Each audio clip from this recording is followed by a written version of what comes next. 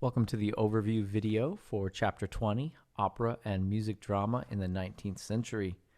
Our learning objectives are: number 1, to trace the history of opera and musical theater in Italy, France, and Germany, and distinguish between the characteristics of each national tradition. Number 2, to name the most significant composers of opera and musical theater in each nation and describe the style and approach of each of them. And number 3, to define and use terminology associated with 19th century opera and musical theater. Opera continued to be a central part of musical life in the 19th century, especially in France, Italy, and Germany. Opera appealed to both upper and middle classes who attended performances, as well as to the public at large who enjoyed the music of opera in arrangements at home and in concerts.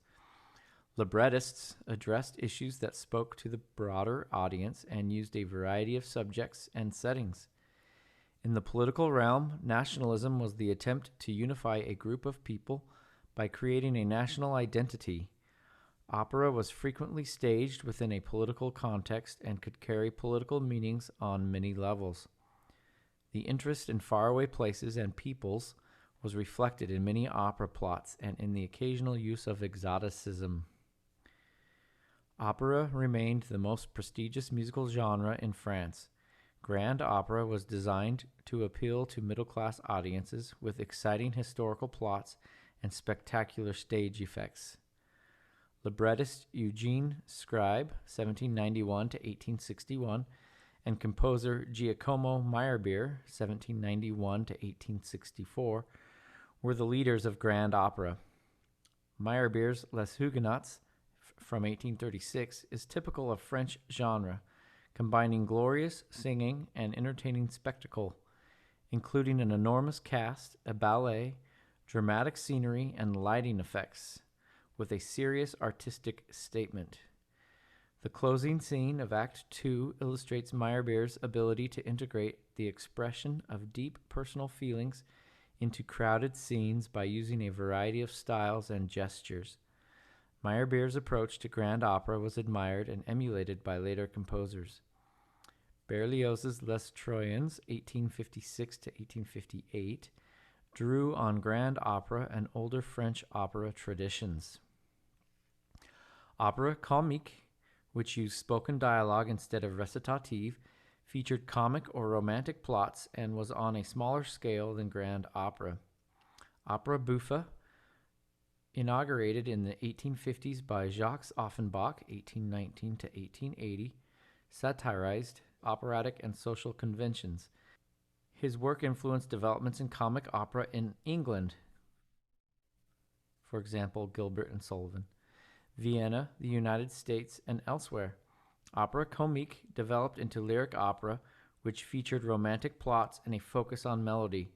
The most famous lyric opera is Faust by Charles Gounod, 1818 to 1893. Several operas exploited an interest in exoticism. Georges Bizet, 1838 to 1875, combined exoticism and realism in Carmen, which is set in Spain. It provoked outrage among some at its premiere, but it has become one of the most popular operas of all time. Gioacchino Rossini, 1792 to 1868, the most popular and influential opera composer of his generation, blended aspects of opera buffa and opera seria and established new conventions for Italian opera.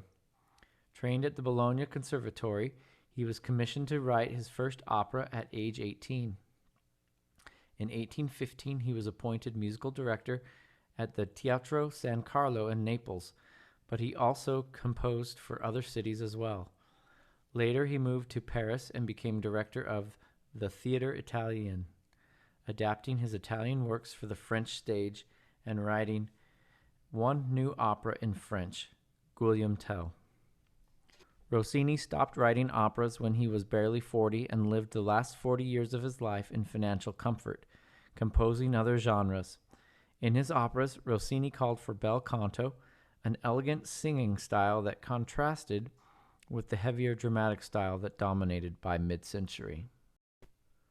Rossini's operas are known for their tunefulness, snappy rhythms, clear phrases, spare orchestration, and simple harmonic schemes.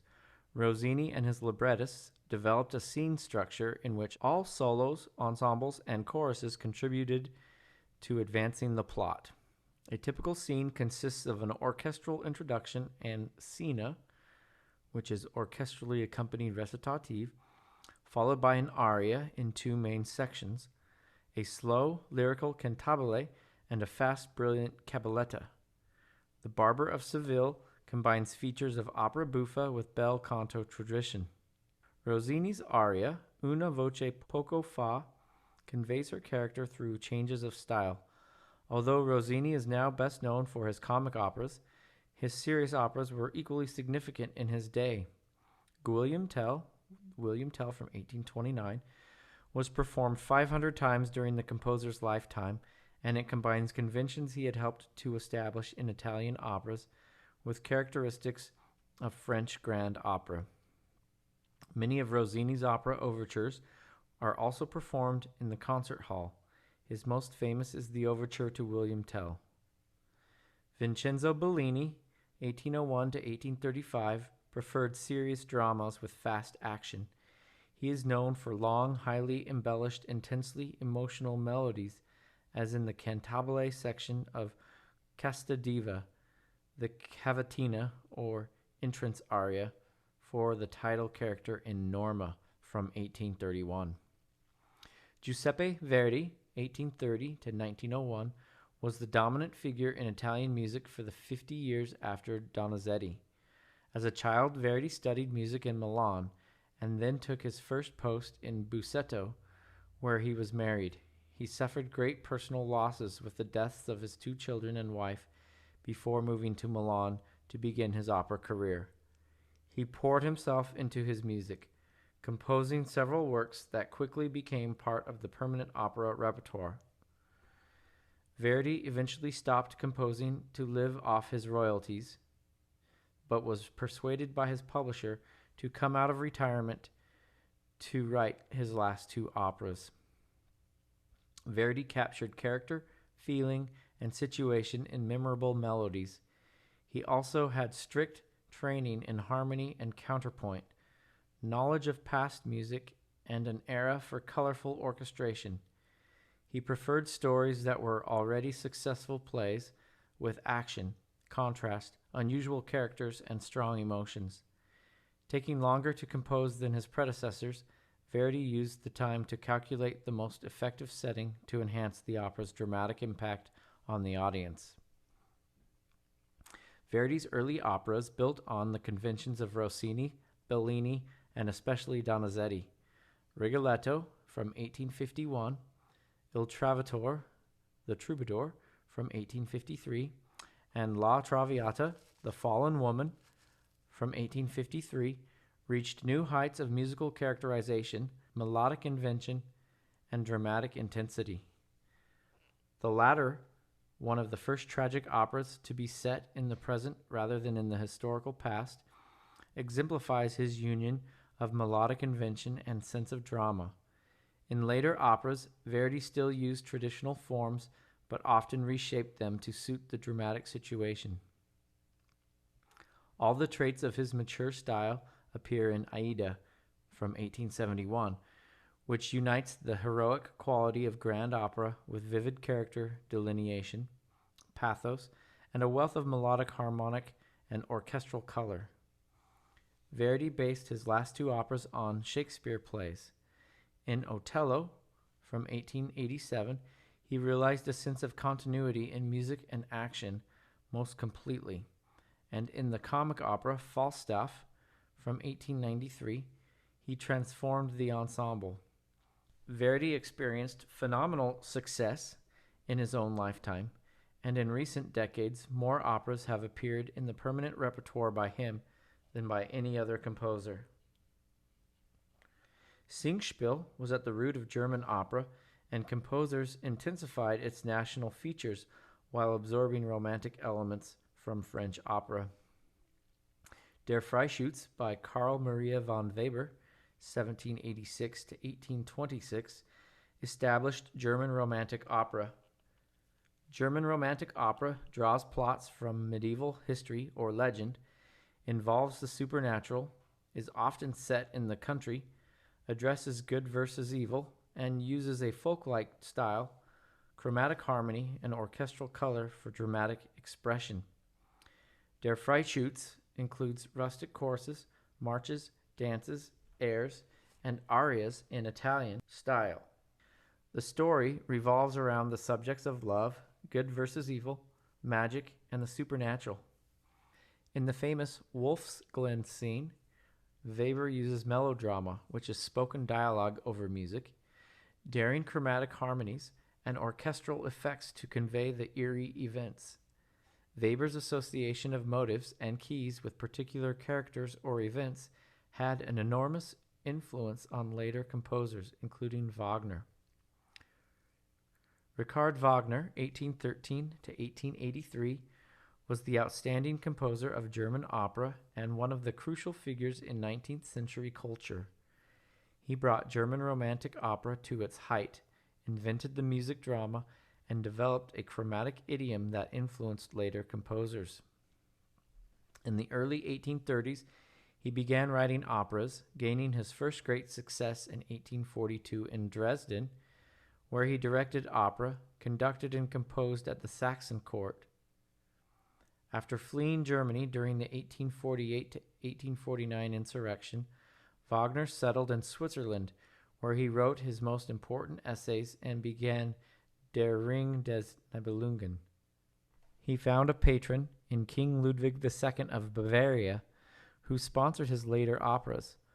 Although married until his wife's death, Wagner maintained relationships with numerous other women, including Matilda Wesendonck, the wife of one of his patrons, and an inspiration for Tristan und Isolde. He later formed a union and had 3 children with Cosima von Bülow, daughter of Liszt and wife of the conductor Hans von Bülow. In 1872, Wagner began to build the Festival Theater at Bayreuth, where several of his music dramas were premiered, including the Ring Cycle. In a series of essays, Wagner argued that the function of music was to serve dramatic expression. He believed that poetry, scenic design, staging, action, and music worked together to form what he called a Gesamtkunstwerk. In his music dramas, vocal lines are part of a complete texture in which the orchestra plays a leading role. Wagner's published writings address not only music, but also literature, drama, and even political and moral topics. Wagner was a musical and philosophical nationalist, and his most radical ideas appeared in an anti-Semitic essay. Wagner molded his grand opera, Rienzi, on the works of Meyerbeer, and was influenced by Weber for The Flying Dutchman of 1843. Characteristics that became typical of Wagner's later music were established in The Flying Dutchman, including writing his own librettos based on Germanic legend and use of recurring musical themes. In Tannhauser, 1845, and Lohengrin from 1850, Wagner continued these characteristics and introduced a new kind of semi-declamatory vocal style. Der Ring des Nibelungen, The Ring of the Nibelung, completed 1874, is a cycle of 4 dramas linked by common characters and musical motives. Wagner's poetry features changing speech rhythms marked by Stabrime, the repetition of speech sounds, and is well suited for setting to music.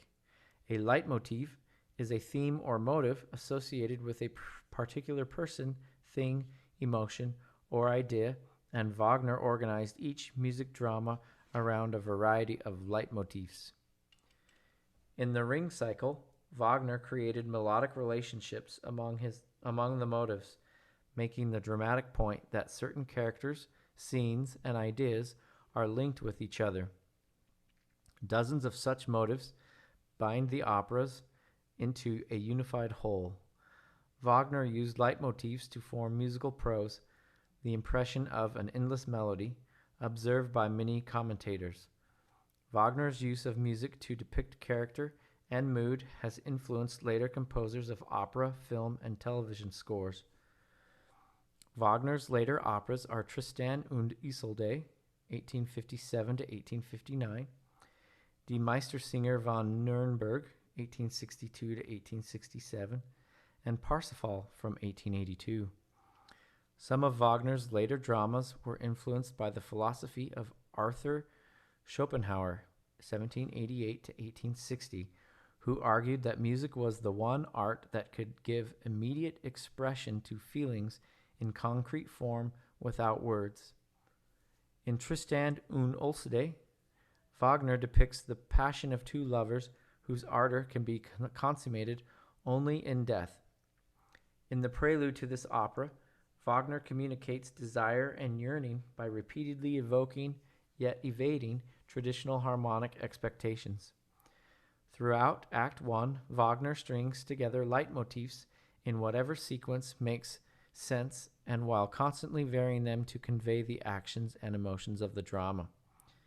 The final scene of Act 1 exemplifies the intertwining of action, scenery, and music typical of Wagner's Gesamtkunstwerk.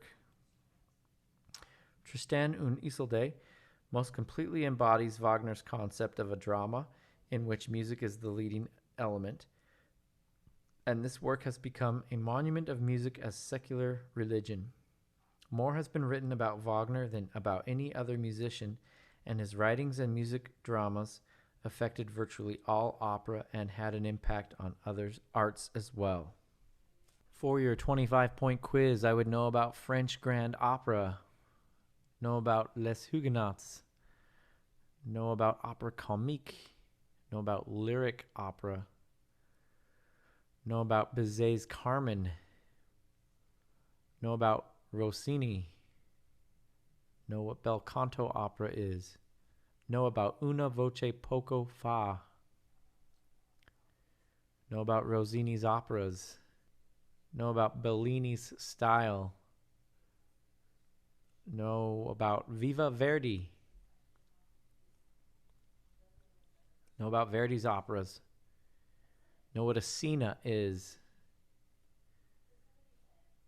know about Otello, know about Der Freischütz and German Romantic Opera, know about Wagner and his concept of Gesamtkunstwerk,